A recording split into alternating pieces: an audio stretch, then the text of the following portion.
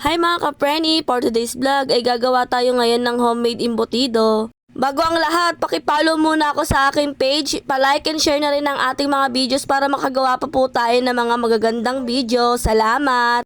Tara, umpisahan na natin. Ito lang ang kailangan nating ingredients. Kailangan natin ng 2 eggs, cheese, pasas, kahit anong brand, breadcrumbs, yung ating pickle relish, carrots, bell pepper, at saka dahon ng sibuyas.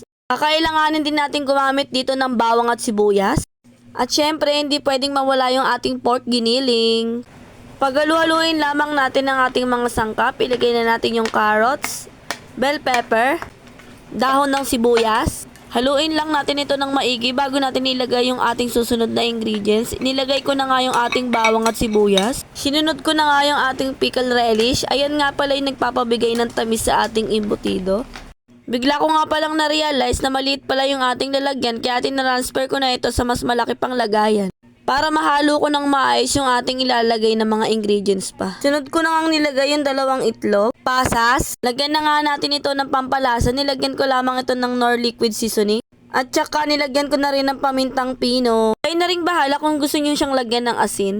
O mga ka-preni, may part 2 tayo kasi bitin ang ating video.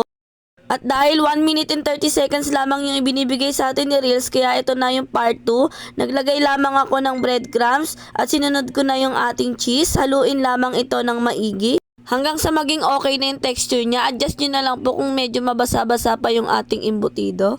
Mag-add lang kayo ng breadcrumbs. Hinihanda ko na nga yung ating aluminum foil. Tara na, balutin na natin yung ating embutido.